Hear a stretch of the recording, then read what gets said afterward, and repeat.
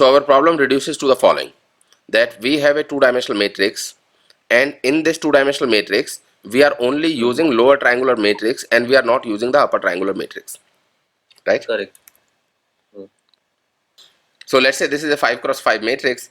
In this matrix we are I have only one using this. Let's say 1 2 3 4 5 6 7 8 9 10 11 12 13 14, and here also 15, right?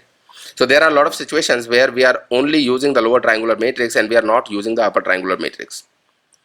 Okay. If we end up allocating a two-dimensional array, it means that we are wasting this space, right? So we are not using these cells at all. Our use case is such that we will never use these cells, right? Okay.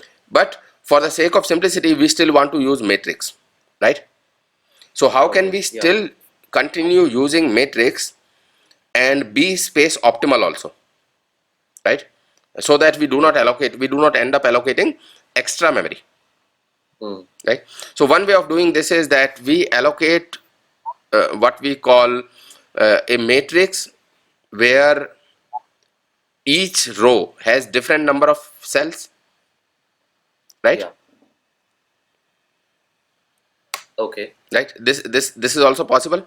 So let's say if we are talking about C++, then I have integer pointers a, right? Okay.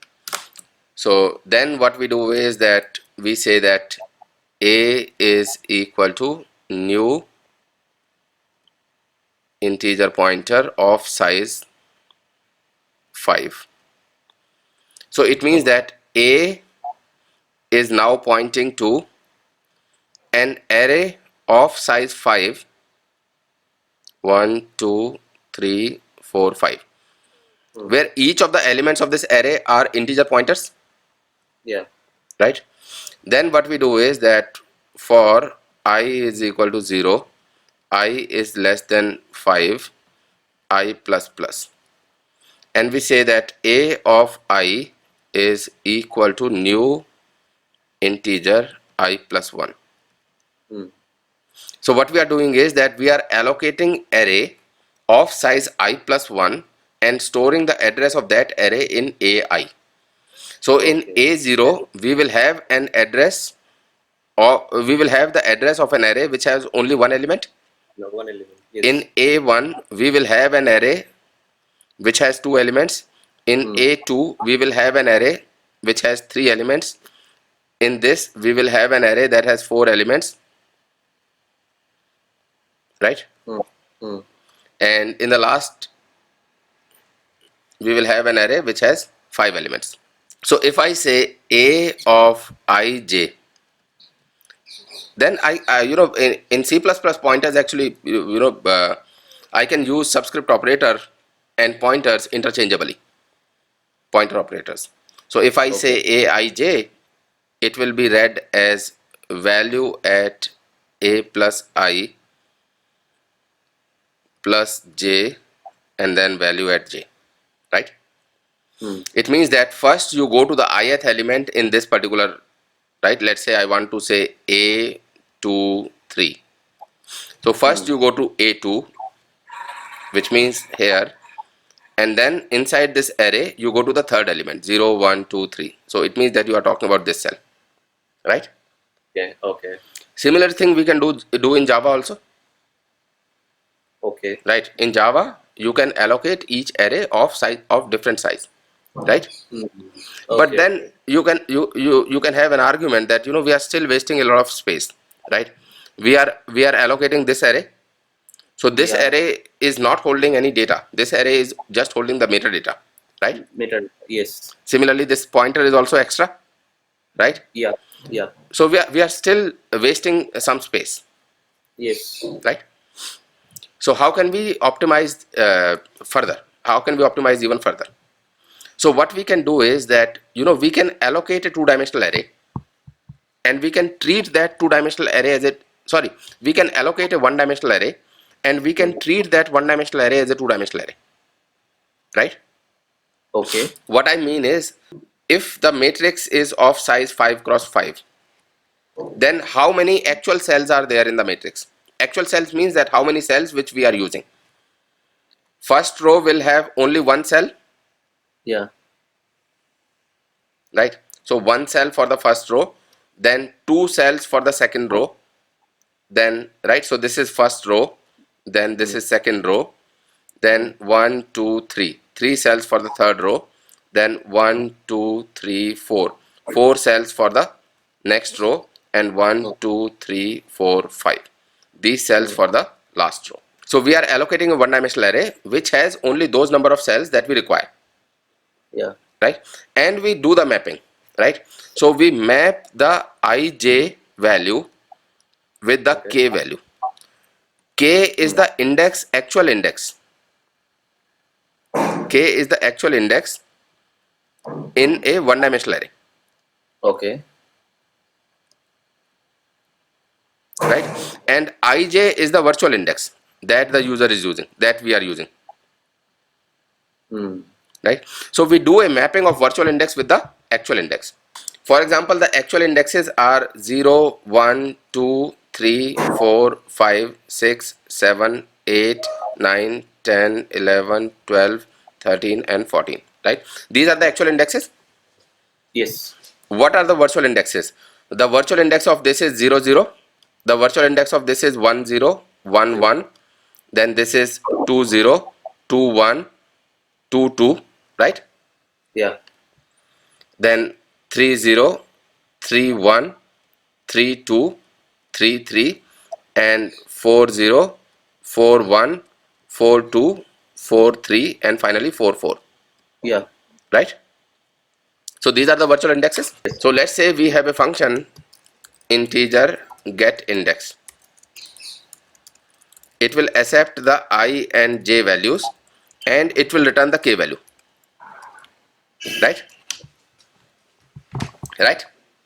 Okay. So let's say I want to find, let's say I am talking about this particular cell. So this Okay. particular cell means that I am talking about 3, 2, right? So I have a 9 here, right? Yeah. So I am talking about 3, 2, right? Okay. So how many cells are there before 3, 2? Two. Sorry? Two cells. Two cells. No, 2 cells are there in the current row.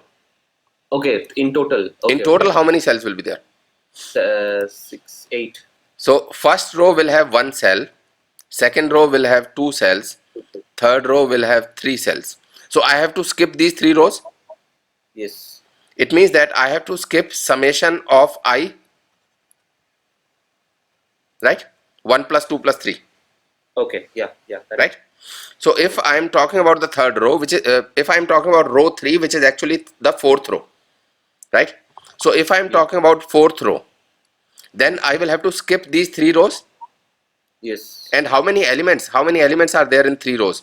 Number of elements in 3 rows will be 1 plus 2 plus 3, which is summation of 3, Yes. right? So I have to skip these many cells to reach the fourth cell, right? Fourth row. Yeah. Fourth row, sorry, right, Yeah. right? Yeah. And then once I reach the fourth row, then I have to skip the j cells, right? Yes. J cells. Yes. Right? Correct. So in the inside the row it is simple, because inside the row we know that we want to go to the jth element in the row, right? Yes. Yes. So essentially what I can say that we want to skip summation of I plus j elements. So if we are able to skip summation of I plus j elements, then we will go to the exact same element, Yes. right? So basically we will return summation of I is what? I into I plus 1 divided by 2, Yeah. right? So this plus j. Plus J. Yeah. So this will be the actual index Correct. for the virtual index ij, right? Yeah. Yeah. So wherever you are accessing the elements, earlier we were accessing the element like ijth element of the array, Yes. right? Now we will access the element as ARR of get index I comma j, Yes. right? Rest everything will remain the same, right? Yep. Yep. So for all practical purposes, we are treating this as a 2-dimensional array, but physically it is stored as a one-dimensional array, One-dimensional array. Okay. right? Yeah. So this is basically that what we call as sparse arrays. Okay. So do Sparse we array use means that we are not using the entire array. We are only using part of the array. so in a practical situation, rather than using a 2D array, people would use a sparse array. Is that possible? See, sparse array is just a terminology, right? Sparse array means that in a two-dimensional array, we are not using the entire array, entire matrix, Okay. right? So we are only using part of the entire matrix. So in this case, when we are using part of the matrix, then that part has a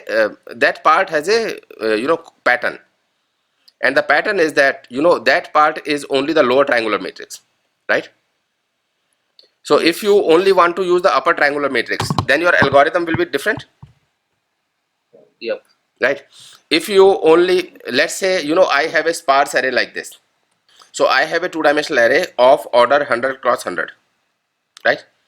So if it is a 100 cross 100 matrix, then total number of cells in this matrix will be 10,000, right? Yes. So let's say out of these 10,000 cells, I am only using 50 cells, Yes. right? Which means that I am putting the data in only 50 cells at the max, right? Hmm. But I don't know which cells they will be. They can be any 50 cells, right? Yes. So the data will be scattered. You have some data here, some data here, some data here, some data here, right? But because the data is so scattered, so what it means is that you are wasting a lot of memory, Okay. right? So this is also a part of, this is also one form of sparse array. Yes. But do we have a pattern here? We don't have. We don't have a pattern, right? Let's say this is absolutely random, right? Okay. But we know that the number of cells are very, very less in comparison to the total size of the matrix, right? Yes. So what we can do probably is that we can, instead of using a two-dimensional array, we can use a linked list. And in the linked list, we will store I, j, and value, right? Oh. So if we are using I, j, and value, then also we will be consuming 150 cells, right? Because we are storing 3 values for each cell instead of just so instead of just storing one value, we are storing 3 values, right? Yes. So it will be equal to what, 150 cells, Yes. right? It is basically, it is as if we are consuming 150 cells, right? Yes. Yes. Plus we are storing one pointer also. Yep. Let's say the size of pointer is also equal to size of integer. Okay. So if this is the case, then we are still consuming memory which is equal to 200 cells. Yeah.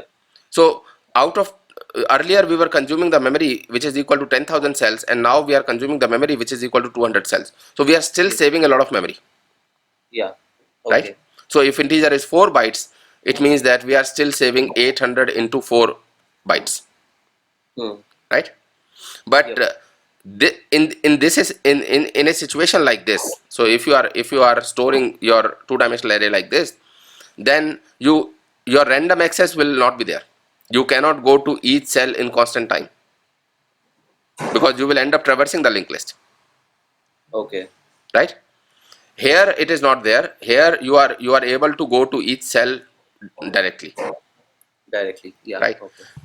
So basically, it depends on a situation that if you have to use the optimal memory for a sparse array, then how far you can go in optimizing that memory.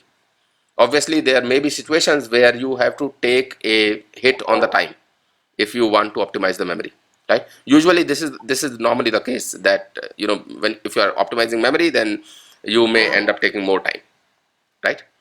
So these kind of situations are very rare, right? But these kind of situations are still there where you are using a sparse array which has a pattern, and you can maintain the constantness, you can maintain the same time, plus you can improve the space also.